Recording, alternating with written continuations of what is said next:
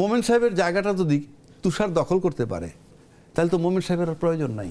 শাপলা চত্বরের হত্যার বিচার, আয়না ঘরের বিচার সুস্পষ্টভাবে কেউ কিছু বলেননি। আওয়ামী লীগের ভাষায় তারা ইনক্লুসিভ নির্বাচনে শরিক হইতে পারে নাই, তাদের বিরাট একটা অংশ আছে আওয়ামী লীগের ভাষায়। এবং আপনার যদি ইয়ের দিকে তাকাই, আমি আব্দুল মোমেন, উনি নিজে বলছেন 8 মাস পরে পালাইছেন, মানে বের হয়েছেন দেশ থেকে। সেখানে উনি প্রশাসনের সহযোগিতা নিয়ে বের হয়েছেন।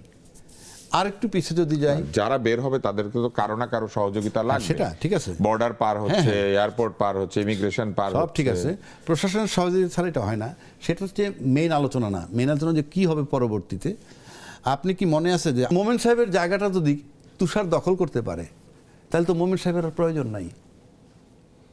ওরকম একটা জায়গা দখল করা সম্ভব?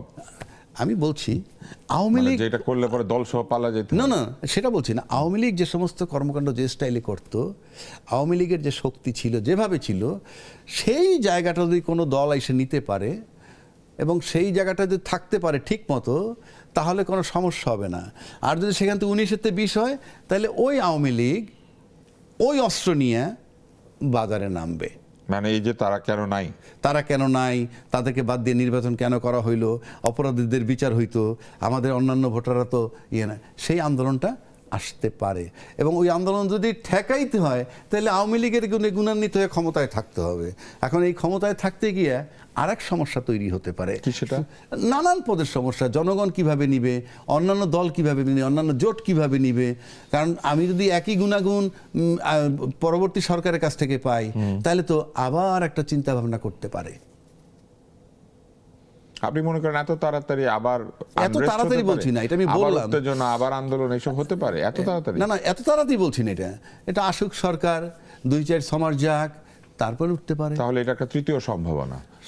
এরপরে কি কোনো ভালো সম্ভাবনা নাই? যেগুলি ধরেন আপনি প্রবলেম বললেন, কিন্তু এই সরকারের সামনে অপরচুনিটিও নিশ্চয়ই আছে। না, আমরা জনগণ যেটা চায়, সামনে যে সরকার আসবে সে কিন্তু জনগণের এই মুহূর্তে যে চাওয়া পাওয়া, সেই ব্যাপারে সুস্পষ্টভাবে কেউ কি কিছু বলেছে কিনা আমার জানা নাই। যেমন বিডিআর হত্যার বিচার হবে কিনা, রোহিঙ্গা প্রত্যাবাসন করব, রোহিঙ্গা ফেরত পাঠাবো, তারপরে আরও যদি বলি শাপলা চত্বরের হত্যার বিচার, আয়না ঘরের বিচার, সুস্পষ্টভাবে কেউ কিছু বলেননি, একেবারেই বলেননি। বলছেন যে ডেভেলপমেন্ট ওয়ার্ক করতে গিয়ে দুর্নীতি করেছেন। হ্যাঁ, ফাইন, দুর্নীতি হয়েছে, এটা কিন্তু মাঠ পর্যায়ের কর্মীও জানে। এই মেগা প্রজেক্ট করতে গিয়ে যে মেগা দুর্নীতি হয়েছে সেটার বিচার আমরা করব, কথার কথা বলছি, এটা কিন্তু কেউ বলেননি। কিংবা চাঁদাবাজি নিয়ে কথা উঠছে, ফ্রম ডে 1 চাঁদাবাজি বন্ধ থাকবে, এটা বলেনি। মানে এই কথাগুলো আমি প্রত্যাশা করছিলাম, কিন্তু বলেনি। আমি জানি না কি হবে।